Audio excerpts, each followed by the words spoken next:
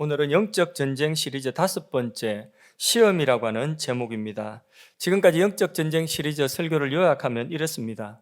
우리가 믿음의 싸움을 싸우는 이 싸움은 혈과 육에 대한 싸움이 아니라 악한 마귀, 공중의 근세 잡은 마귀와의 싸움입니다. 그래서 우리의 힘, 우리가 가진 것으로는 성산이 없습니다. 하나님의 것으로 이겨야 됩니다. 하나님의 것, 다시 말해서 하나님의 전신갑주를 입고 우리는 싸워야지 이길 수가 있습니다. 마귀는 세상을 통하여서 우리를 공격하고 또 우리의 마음을 통하여서 공격을 하고 싸움을 걸어오는데, 지난 시간에는 이 세상과의 싸움을 어떻게 싸워야 되는가 하는 부분을 함께 말씀을 나눴는데, 세상 속에 우리가 살고 있지만은 세상에 속한 자로 사는 것이 아니라 하나님께 속한 자로서 자기 믿음, 자기 정체성을 지키며 살아가는 것입니다. 그리고 더 나아가서 내가 서 있는 세상의 그 한쪽 자리에서 그 한쪽 부분을 변화시키는, 하나님의 영역으로 변화시키는 그런 삶을 사는 것이 세상과의 싸움이라고 했죠. 이것을 일컬어서 거룩이다. 한마디로 우리는 세상 속에서 거룩을 지키는 싸움을 싸워가고 있다 하는 것을 함께 말씀을 통해서 배웠습니다. 그럼 오늘은 마귀가 어떠한 방식으로 우리를 공격하고 싸움을 걸어오는지 그 부분에 대한 내용인데, 결론부터 말씀드리면 마귀는 우리를 시험합니다. 시험이라고 하는 내용으로 우리에게 찾아오는 것입니다. 본문은 마귀가 예수님을 시험하는 내용입니다. 근데 이 말씀을 통해서 예수님이 승리하신 것처럼 우리도 시험에 승리하는 주의 백성들이 되기를 주님의 이름으로 축복합니다. 먼저 우리가 시험에 든다 할 때에 시험에 든다는 의미가 무엇인지 알아야 되겠습니다. 시험이라고 하는 것이 성립되려고 하면 두 가지가 필요해요. 하나는 뭐냐 하면 유혹. 그래서 마귀가 세상을 통하여서 유혹하는 것입니다. 마귀의 유혹이 있는 것이죠. 그 다음 두 번째는 뭐냐 하면 그 유혹을 우리가 받아들이는 욕심, 우리 안에 있는 욕심, 탐욕이죠. 그래서 이 욕심이 있을 때에, 그때에 이 마귀의 유혹과 내 안에 있는 욕심이 만나는 그 지점이 어떤 지점이냐? 시험에 빠지는 지점인 것입니다. 그래서 이것을 정확하게 말씀하고 있는 성경 구절이 있는데, 야고보서 1장 14절을 합독해서 한번 읽어보도록 하겠습니다. 읽습니다. 오직 각 사람이 시험을 받는 것은 자기 욕심에 끌려 미혹됨이니. 여기 야고보서 1장 14절 말씀에 제가 방금 말씀드린 시험에 관련된 것이 다 들어있죠, 그죠? 시험 받는 것은 무엇에 끌린다고요? 자기 욕심. 근데 욕심이 무엇과 만나냐? 이 마귀가 미혹하는 미혹과 만난다는 것입니다. 이렇게 마귀의 유혹과 인간의 탐욕이 만나는 그 지점에 시험에 든다. 다시 말해서 싸움에 진다. 우리는 신앙이 실패한 거예요. 여기서 지는 것입니다. 그러나 욕심은 유혹은 있어도 만일에 욕심이 없다 이러면 시험에 들까요? 들지 않죠. 예를 들어서 내게 식욕이 별로 없어요. 왜 식욕이 없느냐? 방금 라면을 2개 끓여가지고 기름이란데 계란 넣고 그리고 밥을 한 그릇 다 말아 먹었거든요. 지금 제 이야기하는 거 아니에요. 저의 식성을 이야기하는 것은 아니고, 예를 들어서 그렇게 방금 그렇게 배부르게 먹었어요. 그러면 피자가 앞에 있으면 피자가 시험이 들지 않는 거죠. 이런 원리예요. 저는 핸드폰, 기계 이런 쪽으로 좀 잘 몰라요. 관심도 별로 없어요. 그래서 핸드폰이 자꾸 업그레이드해서 나오면 제가 막 굉장히 귀찮습니다. 저걸 또 배워야 되나? 그래서 요즘엔 폴더 이게 하는 거 있더만요. 그런 거 전혀 제게는 욕심이 없고 그런 욕심은 1도 없어요. 그렇기 때문에 핸드폰, 폴더폰 책으로 좋은 것 가져와서 그걸 저에게 미혹한다 할지라도 저는 시험거리가 전혀 되지 않습니다. 그러니까 시험이라고 하는 것은 욕심과 그 미혹이 이게 서로 딱 맞아 떨어질 때에 그때에 시험에 빠지게 되는 것입니다. 예수님께서 오늘 본문에 보면 시험을 받으셨습니다. 그런데 예수님이 받으신 시험은 우리가 살면서 받는 시험을 대표하는 것입니다.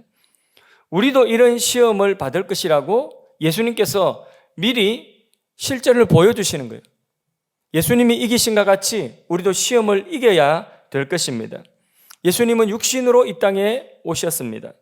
우리와 동일한 육신의 조건을 가지시고 동일한 시험을 받으셨습니다. 아니, 어쩌면 더 큰 시험을 받으셨습니다. 더 극한 상황에서 예수님은 시험을 받으신 것입니다. 그러나 예수님께서 시험을 받으셨지만은 시험에 들지는 않으셨습니다. 히브리서 4장 15절 말씀에 그것을 말씀하고 있습니다. 같이 한번 읽어볼까요? 화면 보고. 우리에게 있는 대제사장은 우리의 연약함을 동정하지 못하실 리가 아니요 모든 일에 우리와 똑같이 시험을 받으신 이로되 죄는 없으시니라. 우리와 똑같이 시험을 받으셨죠. 오늘 본문에도 마귀가 예수님을 시험했죠. 미혹했습니다. 그런데 죄는 없으시니라. 이 말씀은 시험에 빠지지 않으셨다. 다시 말해서 시험을 이기고 승리하셨다. 그런 뜻인 것입니다. 예수님이 당하신 시험 첫 번째가 뭡니까? 떡에 대한 시험이죠. 경제 문제, 경제적인 시험입니다. 자, 이 시험이 되려고 하면 첫 번째 조건 마귀의 미혹이 있어야 된다고 했죠. 마귀가 예수님께 미혹했습니다. 3절 말씀 합독해서 읽어봅니다. 시험하는 자가 예수께 나와 이르되 내가 만일 하나님의 아들이거든 명하여 이 돌돌로 떡덩이가 되게 하라. 사람들은 흔히들 말합니다. 다 먹고 살자고 하는 일 아니냐, 이런 말들을 하죠. 또 이런 말도 있습니다. 살기 위해서 먹느냐, 먹기 위해서 사느냐, 이런 말들이 있죠. 이런 질문을 보면 사는 것과 먹는 것, 다시 말해서 생존하는 것과 먹는 것이 뗄 수 없는, 생존에 먹는 것은 너무나 중요한 필수적인 것이다. 그래서 이 떡의 문제는 우리의 생존과 관련된 것이고 또 우리에게 있어서 매우 중요한 문제가 맞습니다. 그러나 이 떡 문제, 먹고 사는 이 경제 문제, 이것을 최우선 순위로 우리의 삶에 둘 때에 우리는 늘 이 떡 문제의 시험에서 벗어나지를 못하는 것입니다. 예수님 시대의 사람들이 그랬어요. 그들은 유대인, 하나님을 안다고 하는 사람들이었어요. 그들이 무엇을 먹을까? 무엇을 마실까? 맨날 이거 걱정하고 있는 것입니다. 그들에게 있어서 무엇을 먹을까? 무엇을 마실까? 이 떡 문제의 근심, 이 염려가 늘 떠나지 않고 있었던 것입니다. 그래서 예수님께서 이런 사람들을 향하여서 야, 너희들 뭘 그렇게 먹고 마시는 거 떡 문제에 너무 염려하고 집착할 그런 염려하지 말라고 하신 거죠. 그러면서 저기 공중에 나는 새도 하나님이 먹이시지 않느냐? 하물며 너희일까 보냐? 뭘 그렇게 먹고 살고 이게 떡 문제, 그 경제 문제, 돈 문제 때문에 너무 골몰하고 거기에 염려에 살아가는 사람들에게 예수님이 말씀하십니다. 너희는 먼저 그의 나라와 그의 의를 구하라. 먼저 무엇보다도 먼저 먹고 마시는 그것보다 먼저 그의 나라와 그의 의를 구하라는 것입니다. 먼저 우선순위가 떡 문제가 아니라 그것보다 먼저 하나님의 나라와 그의 의를 구하라는 것입니다. 그러나 이 떡 문제는 우리가 이 세상 살아가면서 세상의 가치관은 항상 떡 문제가 가장 우선순위예요. 우리는 세상에 속하지 않는 자로 살아야 되는 것입니다. 세상에 살고 있지만, 그런데 이 세상은 삶의 최고의 우선순위가 떡 문제예요. 언제나 그렇습니다. 그래서 국가든지 개인이든지 우선순위는 항상 동일해요. 떡 문제, 경제 성장과 번영. 대통령 선거하는 데에 누가 가장 설득력이 있느냐, 유력한 후보가 될 수 있느냐, 경제 문제 해결할 수 있는 사람, 대안을 가지고 있는 사람, 그런 비전을 제시하는 사람, 그 사람한테 표가 가요. 그러니까 이게 설득력 있게 경제 문제를 해결해서 경제 성장과 번영을 이루어내겠습니다, 여러분. 이러면 그게 뭐냐면 사람들의 표가 가고 마음이 가는 것입니다. 이렇게 개인이든 국가든 경제의 성장과 번영, 한마디로 떡 문제죠. 예. 이걸 딱 들이대면 정의도, 그 다음에 자유도, 이런 가치들이 중요하지만은 다 그 떡 문제라고 하는 가치 아래, 경제 성장과 번영이라고 하는 가치 아래 이런 정의나 자유나 이런 가치들은 다 묻혀버리고 마는 것입니다. 일단 먹고 살도록 해주고, 일단 경제가 번영한다면 그러면 좀 불의하고 좀 허물이 있고 좀 정의롭지 못해도 그게 덮여진다는 말이에요. 중국의 공산당 일당 독재거든요. 그런데 중국 사람들이 막 오늘도 요즘도 보면 막 코로나 때문에 얼마나 통제하고 봉쇄하고 자유, 막 그냥 핸드폰에 뭐 있는가 그냥 그걸 뭐 구속영장도 없이 그냥 그것을 뒤져보고, 우리로서는 상상이 안 되죠, 그죠? 저 사람들이 바보가 왜 안 들고 일어나지? 제가 중국 가서 중국 사람들을 만나서 이야기를 해보니까, 중국말로 이야기한 건 아니고 이야기를 해보니까 그 사람들이 한결같이 공산당에 불만 없어요. 왜 불만이 없느냐? 그들이 요만큼 먹고 살게 된 것이, 요만큼 경제가 발전하게 된 것이 공산당 덕분이라는 것입니다. 중국 살다 오신 분들은 알 거예요. 별로 불만 없어요. 왜? 경제가 이것만큼 성장했다는 것입니다. 그렇기 때문에 거기 자유가 조금 억압되고 좀 불의한 일들이 있고 누가 억울한 일 당 그런 것들은 다 묻혀버려요. 그 가치 아래, 떡이라고 하는 이 가치 아래. 사회주의가 이렇다면 자본주의 더하죠. 떡을 많이 소유하고 떡을 많이 가진 사람, 이 사람은 실력 있는 사람으로 또 성공한 사람으로 평가받고 인정받는 것입니다. 이런 세상의 가치관을 우리가 받아들이는 순간 세상은 돈으로, 떡 문제로 더 크게 우리를 유혹합니다. 그리고 이 가치관을 우리가 가지고 있는 순간, 받아들이는 순간 돈에 대한 욕망은 더욱더 간절해지는 것입니다. 그래서 이 세상 살아가는 동안에 우리는 이 떡에 대한 시험, 이 떡 문제에 대해서 언제나 이 시험 앞에서 우리는 넘어서지 못하고 항상 이 시험에 우리는 그것을 받아들이고 그 시험거리가 되는 것입니다. 작은 욕심을 위하여서 꺼리낌이 없이 죄를 지을 수 있는 세상. 청소년들에게 그런 설문조사를 했답니다. 도덕성 이게 지수를 테스트하면서 어떤 설문조사냐? 돈을 얼마를 번다고 한다면, 그러면 감옥에 1년 정도 갈 수 있겠느냐? 갈 수 있다는 거죠. 그 정도 돈이면 1년 정도 죄짓고 감옥에 들어갔다 올만하다는 것입니다. 이게 태반이에요. 어른들로부터 아이들에 이르기까지 이 세상 가치관은 그런 것이에요. 경제 문제, 떡 문제, 이것만 내 삶에 해결된다고 한다면 그러면 그 과정에 불의한 일들이나 어떤 것이나 다 묻을 수 있다는 것입니다. 이게 바로 오늘 세상의 가치관인 것입니다. 이게 오늘 우리에게 시험거리가 되고 있는 것입니다. 인간은요, 불행하게도 이런 것을 알면서도 떡에 대한 욕망을 멈출 수가 없는 것입니다. 티모시 켈러라고 하는 분이 거짓 신들의 세상이라고 하는 그 책을 썼는데, 그 책의 내용에 철광왕으로 유명한 앤드류 카네기라고 하는 사람 아시죠? 카네기. 철광왕으로 아주 유명한 사람입니다. 그 사람의 일기를 거기 인용하고 있는데 이런 고민이 그 일기 속에 있습니다. 앤드류 카네기의 일기 한 부분입니다. 제가 빠르게 읽어드릴게요. 인간에게는 우상이 필요하다. 우상 숭배 중에서도 최악의 형태는 부를 축적하는 것이다. 그러니까 이게 경제 문제, 떡 문제, 이게 우상이 돼 있다는 거예요. 자기도 인정합니다. 돈을 숭배하는 것보다 더 비열한 우상 숭배는 없다. 나는 무슨 일을 하든지 지나치게 밀어붙이는 타입이고, 따라서 나는 가장 고상한 삶을 신중하게 선택해야 된다. 이대로 살면 안 되겠구나. 좀 더 고상한 삶을 내가 추구해야 되겠구나. 자각이 있는 거죠. 비즈니스 걱정에 푹 빠진 채 가장 짧은 시간 내에 돈을 더 많이 버는 데에만 생각의 대부분을 몰두하는 삶을 더 오래 계속한다면, 이대로 산다면 틀림없이 내 인생은 저급하게 되어서 영구적으로 회복할 희망은 버려야 할 터이다. 이대로 돈이 우상되어서 살아가면 내 인생은 저급한 인생이 되고 말 것이다. 그러니까 자기 위기의식을 지금 느끼고 있다는 것입니다. 그러면서 그는 계획을 세웁니다.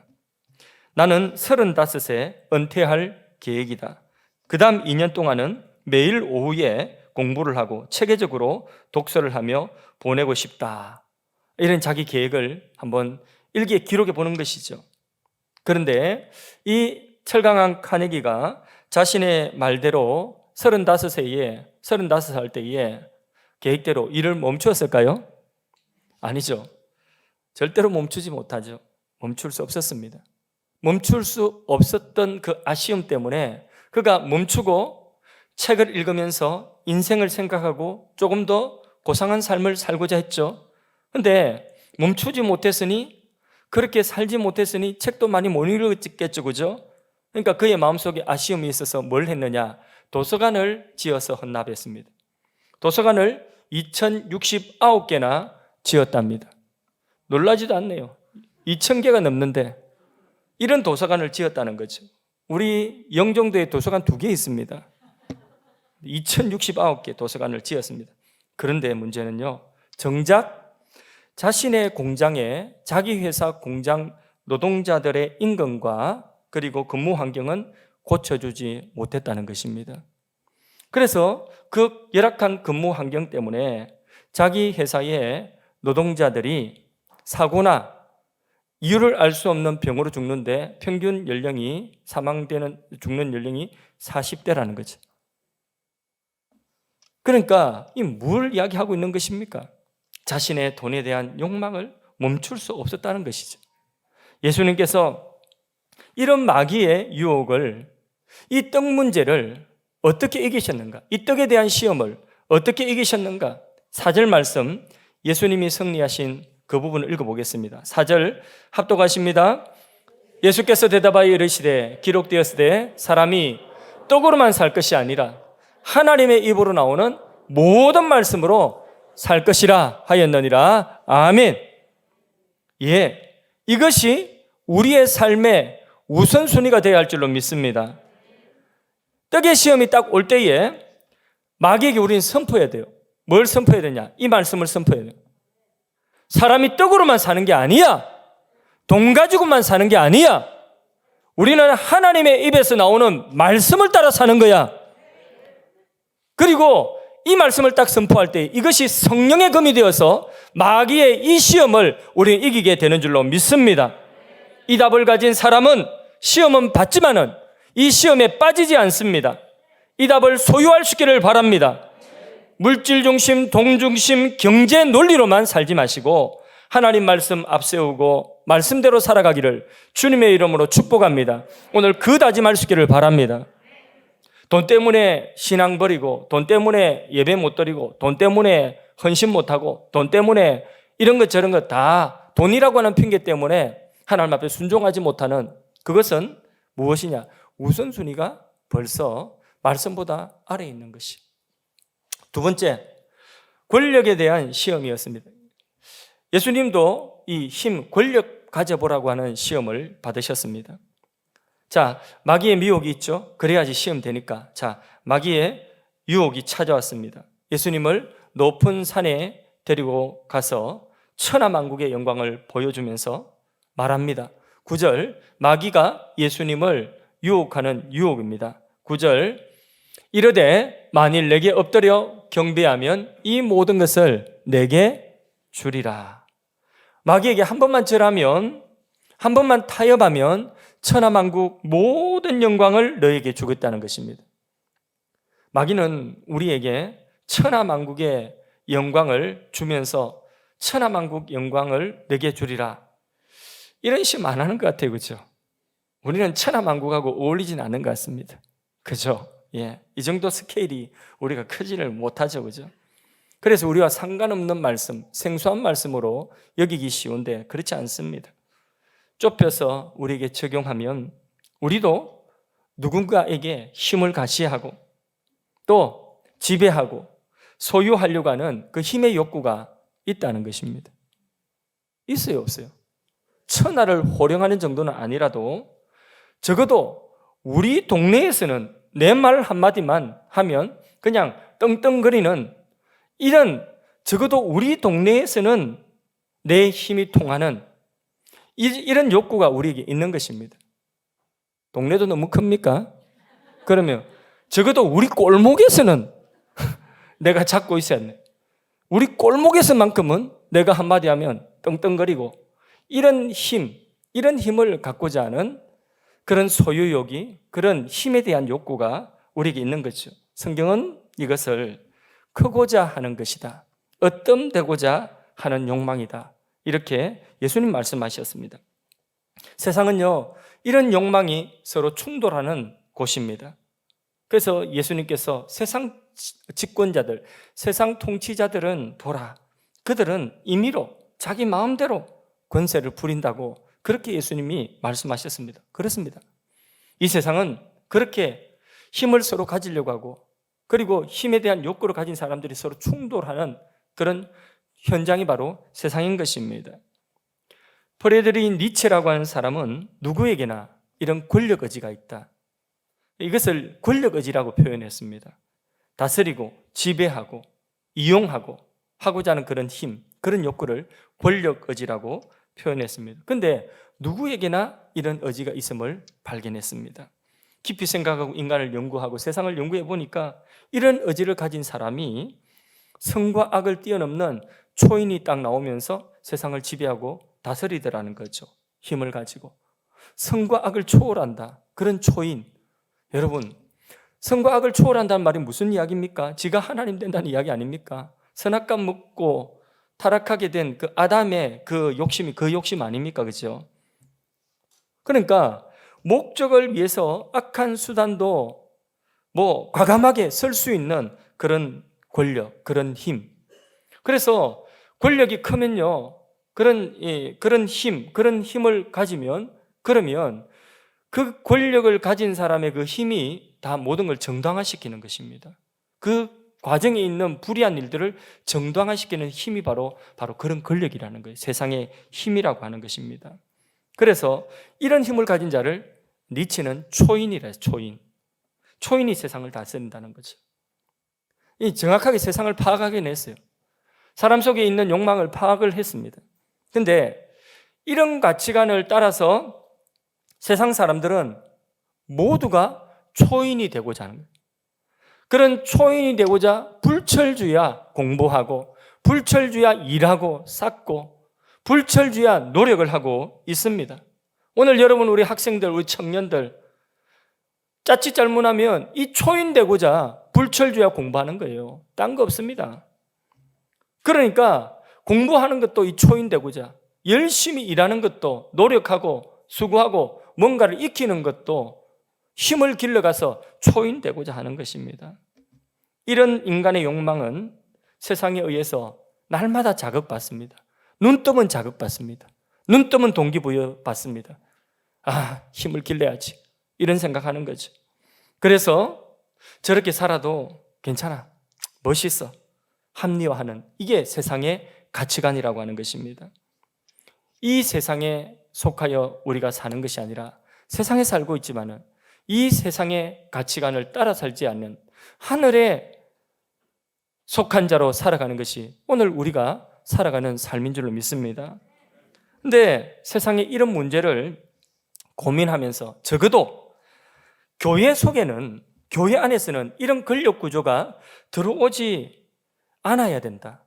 교회 안에는 적어도 이런 권력 구조가 들어와서 그래서 서로 지배하고 조종하는 그런 관계가 되어서는 안 된다, 이걸 주장한 사람이 있습니다. 그 유명한 독일의 디트리히트 본헤프라고 하는 신학자이자 목회자, 본헤프라고 하는 분은 성도의 공동생활이라고 하는 그의 저자의 그 책에서 성도들 사이의 관계를 자연적인 관계가 아니라 영적인 관계가 되어야 한다고 그렇게 말을 했습니다. 자, 성도들, 우리 교회 안에서 우리가 만나서 이제 서로 이제 신앙 교제를 나누고 같이 공동체가 되지 않습니까? 영적 가족이라고 하죠. 근데 우리 교인들 사이의 관계는 자연적인 관계가 아니라 영적인 관계가 되어야 된다. 그럼 자연적인 관계는 뭐고 영적인 관계가 뭔가? 자연적인 관계라고 하는 것은 성도와 성도가 같이 이제 한 교회 안에서 만나서 교제하고 같이 신앙생활 하는데, 근데 이 성도와 이 성도가 직접 이렇게 접촉하는 거죠. 직접 접촉해서 사귀는 관계입니다. 그러면 그 관계는 결국은 상처를 주고받기도 하고 실망하기도 하고, 그죠? 서로 실망하는 거예요. 거기서 그 관계가 또 그 안에서 실망스럽게 유지가 된다면 자연스럽게 인간의 그 본성 때문에 자연스럽게 지배하고 조종하는 관계가 된다는 거죠. 힘 있는 사람이 지배하고 조종하는 관계. 이게 뭐냐? 자연적인 관계. 근데 적어도 교회 공동체 안에서 믿음의 사람들 안에서는 이런 자연적인 관계가 되어서는 안 된다는 것입니다. 대신에 어떤 관계가 되어야 한다고요? 영적인 관계가 되어야 된다. 그럼 영적인 관계는 뭐냐? 영적인 관계는 이 성도와 이 성도가 서로 다이렉트로 관계를 맺는 것이 아니라 이 성도와 이 성도가 중간에 누가 계셔야 되나? 중보자가 계셔야 된다는 거예요. 그 중보자가 누굴까요? 예수 그리스도가 중보자가 되어서 관계를 맺어야 된다는 것이죠. 그래서 여러분들이 목사인 저를 바라볼 때에 저를 직접 바라봐 버리고 저와의 그런 인격적인 관계만 생각한다면 그러면 저에게 상처를 입기도 하고 또 그 속에는 이게 실망한 일도 많이 생긴다는 거죠. 그러나 여러분들이 저를 바라볼 때에 중보자를 두고 바라봐라는 거죠. 예수님 중보자 되신 예수님을 가운데 두고 그 예수님을 통해서 나를 바라보라는 거죠. 이 근사님을 바라볼 때에 그때에 이 근사님 바로 바라보지 말고 관계를 맺되 중간에 누구를 두라고요? 중보자 되시는 예수님을 두고 예수님을 통하여서 이 사람과 관계를 맺어야 된다. 그러면 그 관계가 뭐냐? 영적인 관계라고 하는 것입니다.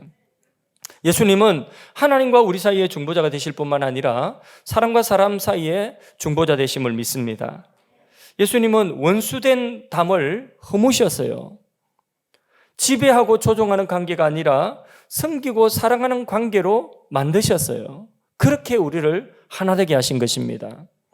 에베소서 2장 14절 말씀을 화면을 보며 같이 읽도록 하겠습니다. 그는 우리의 화평이라 둘로 하나를 만드사 원수된 것, 그 중간에 막힌 담을 자기 육체로 허시고, 서로 지배하고 조종하는 관계가 아니라 힘을 가시하는 관계가 아니라 어떤 관계? 섬기고 사랑하는 관계로 서로 원수 같은 사람이라도 그렇게 하나로 만드셨다는 거죠. 어떻게? 자기 육체를 허무셔서 십자가에서 자기 육체 허무시고 십자가에서 희생하심으로 우리를 화목케 하는 중보자가 되셨다는 것입니다. 그래서 항상 중보자 되시는 예수님 통해서 예수님의 중보를 통해서 저 사람과 관계를 맺을 때에 그러면 이해도 되고 또 축복도 되고 용서도 되고 다 되는 것입니다. 내가 섬길 수가 있는 것입니다. 안 그러면 저 사람을 내가 말라고 섬기노? 화나는데 저 사람을 말라고 내가 저렇게 막 내가 비유 맞추고 그럴 필요 뭐 있노? 안 보면 그만인데 이게 된다는 거죠. 그러나 예수님께서 이 담을 허물기 위해서 십자가에서 자기 몸을 깨뜨리신 것입니다. 마귀의 권력 시험을 예수님은 또 말씀으로 물리치셨는데 10절 말씀, 예수님이 이 힘의 시험을 어떻게 물리치셨는가? 같이 읽어봅니다. 시작. 사탄아 물러가라. 기록되었으되 주 너희 하나님께 경배하고 다만 그를 섬기라 하였느니라. 아멘. 마귀의 시험은 세상 힘을 가져보라는 것입니다. 천하만국을 호령할 힘을 네가 가지라는 것입니다.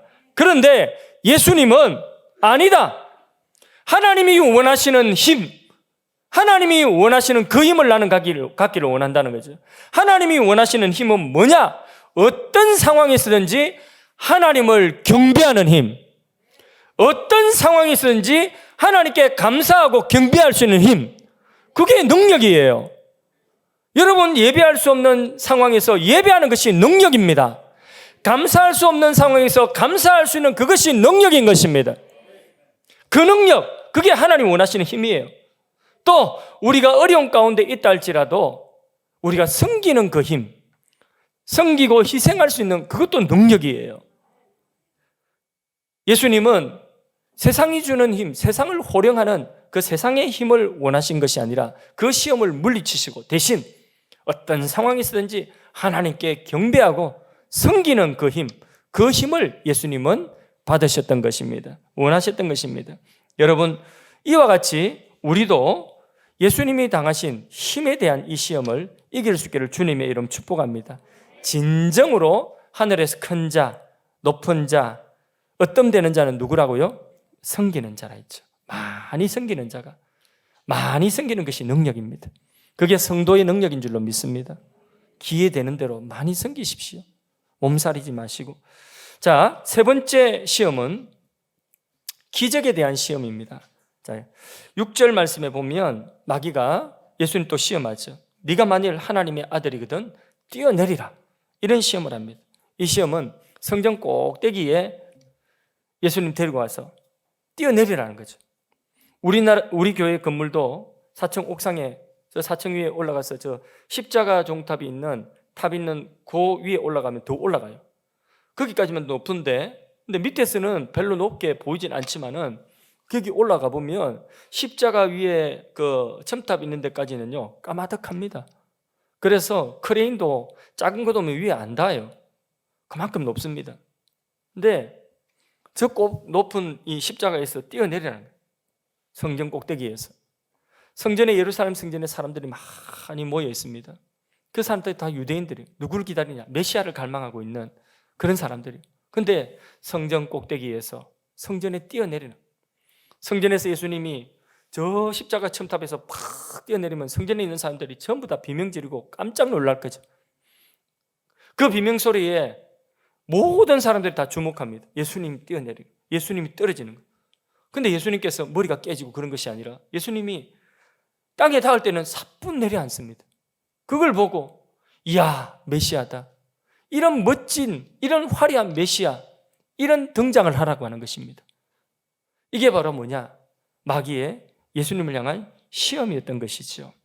예, 마귀의 시험은 이와 같이 이스라엘 백성 유대인들이 기대하는, 그들이 원하는 메시아로 화려한 등장을 하라는 것이었습니다.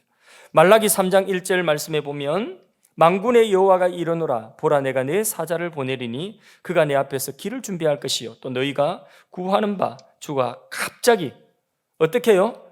주가 갑자기 그의 성전에 임하시리니, 이와 같은 연출을 하고 드러나라는 거예요. 세상의 화려한 메시아로 그렇게 출연하라는 거예요. 등장하라는 것입니다. 이 시험은 우리가 믿는 신앙이 어떤 신앙이 되어야 하는지 거기에 대한 시험인 것입니다.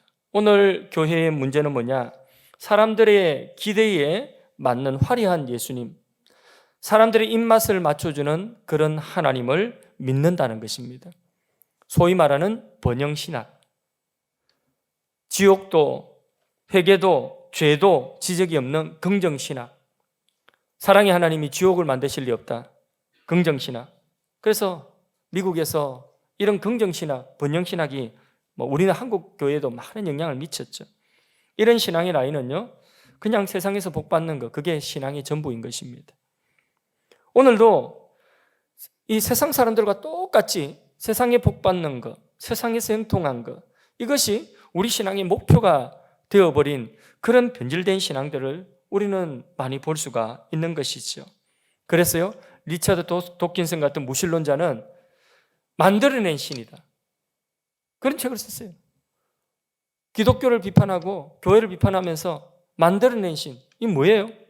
성경대로 말씀하는 그 하나님을 우리가 믿는 것이 아니라 내 입맛대로, 내 요구대로 맞추어지는 그런 하나님을 우리가 믿고 있다는 것입니다.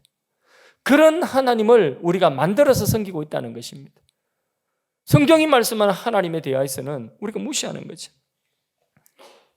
예수님께서는 이런 식의 메시아가 되는 것을 거절하셨어요. 그래서 7절에 예수님 이 마귀의 시험에 마귀에게 대답하기를 주 너희 하나님을 시험하지 말라고 했습니다. 이 말씀으로 물리쳤습니다. 하나님 시험하지 말라. 예수님은 이 땅에 고난받는 종의 모습으로 오셨습니다. 이 땅에 사람의 몸을 입고 그리고 연약한 종의 모습을 가지시고 십자가에서 고난당하시는 그런 종으로 오신 것입니다. 섬김 받으려고 하는 것이 아니라 섬기기 위하여, 심지어는 자기 목숨을 대속물로 주기 위하여 오셨습니다. 하나님의 뜻에 복종하여 십자가에 죽기까지 하셨습니다. 우리는 하나님이 우리를 훈련하시고 하나님이 고난과 여러 가지 현실을 통하여서 연단하셔서 하나님이 원하시는 사람으로 우리가 만들어지는, 이게 우리 신앙입니다. 그런데 우리가 하나님을 시험하고 하나님을 내가 원하는 하나님으로, 내 입맛에 맞는 하나님으로 만들어내가 우리가 믿으려고 하는 이런 신앙을 우리는 버려야 되는 것입니다. 이게 시험이에요. 우리 신앙의 시험입니다. 우리는 어떤 믿음을 가지고 있습니까? 혹시 우리가 이 순간 이해가 되지 않아도, 이 현실을 받아들이기 어려워도 하나님을 신뢰하면서 하나님의 뜻에 순종하는 바로 그 순간, 하나님을 신뢰하고 순종해야 되는 그 순간에 우리는 오히려 하나님을 시험하고 있지 않습니까? 내 뜻대로, 내가 원하는 대로 다 해달라고. 하나님을 신뢰하여 순종하는 믿음, 주님과 함께하는 길에 고난이 하나님 뜻이라면 그 고난도 달게 받을 수 있는 그 믿음, 내게 주어진 십자가를 지는 그 믿음, 그 믿음이 하나님 원하시는 믿음인 줄로 믿습니다.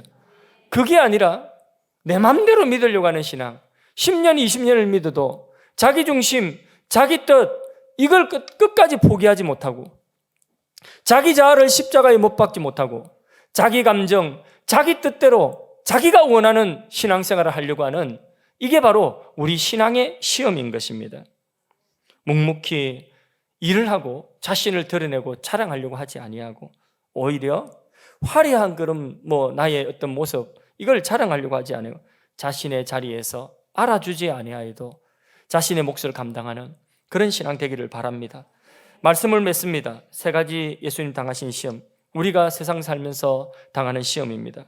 시험에 든다는 것은 2가지 조건이 만나면 시험에 드는 것이죠.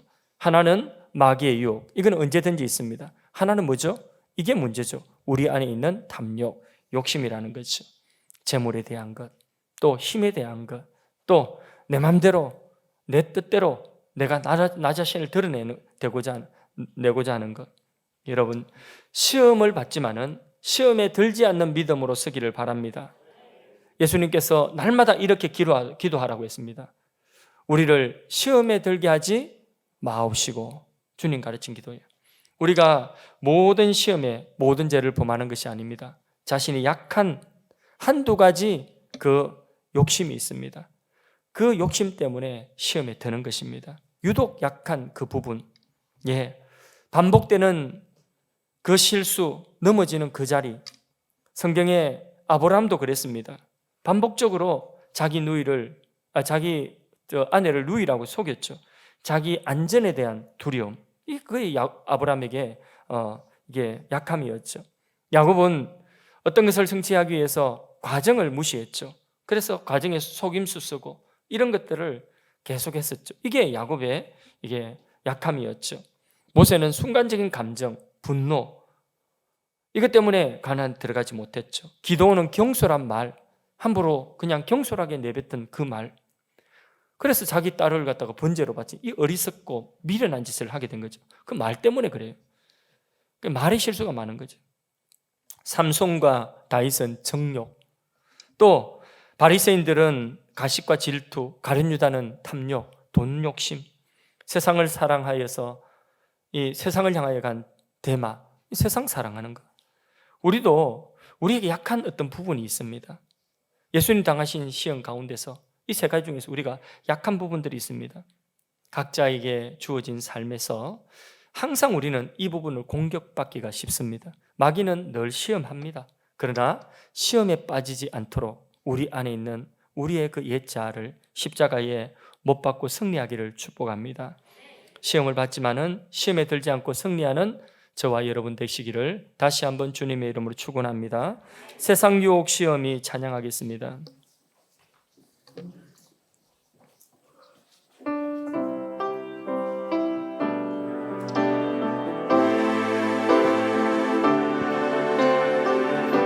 세상의 유혹 시험이 세상의 유혹 시험이 내게 몰려올 때에 나의 힘으론 그것들 모두 이길 수 없네.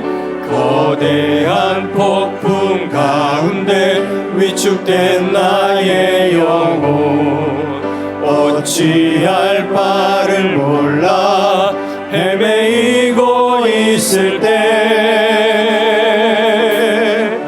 주를 찬양 손을 들고 찬양 전쟁은 나에게 속한 것 아니니 주를 찬양 손을 들고 찬양 전쟁은 하나님께 속한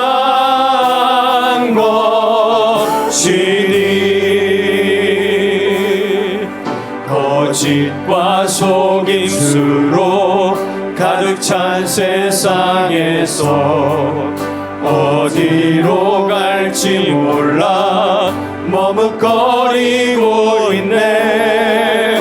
공중의 권세 잡은 자 지금도 우리들을 실패와 절망으로 넘어뜨리려 하네. 주님을 찬양합니다.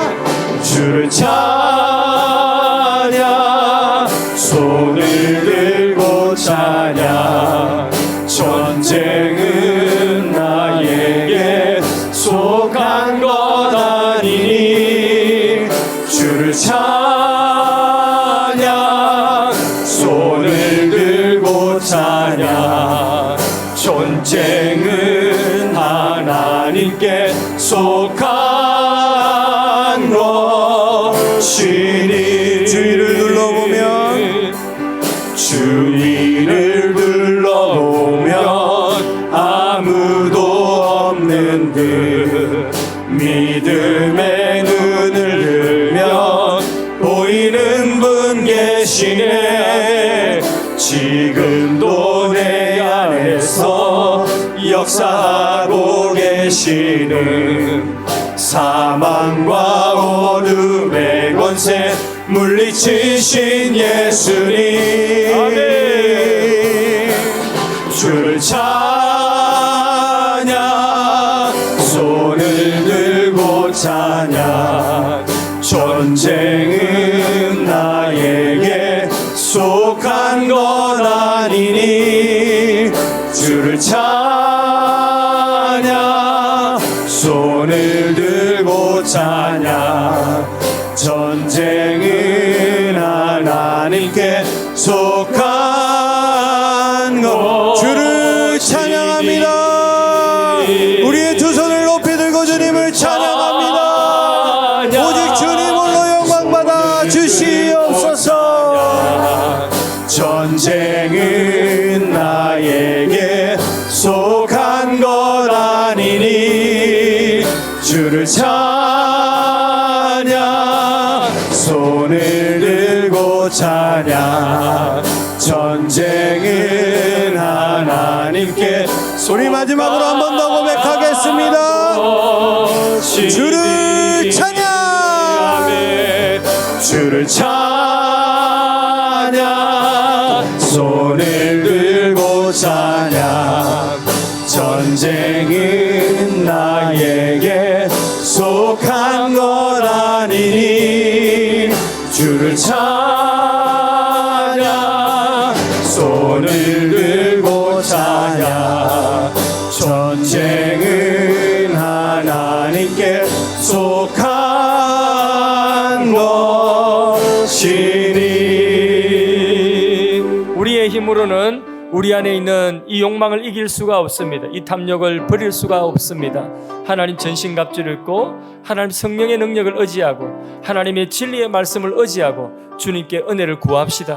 내가 약한 부분 어떤 시험인지 그 시험은 언제나 우리에게 찾아옵니다. 그것이 더 이상 시험이 되지 않도록 하나님, 예수님이 시험을 이기신 것처럼 나도 이기게 하여 주시옵소서. 주여, 나의 이 약한 부분을 놓고 하나님께 기도합니다. 주여, 이 시험 이제는 극복하고 넘어서게 하여 주시옵소서. 우리 자신의 삶에 적용하면서 주여 한번 외치고 기도하겠습니다.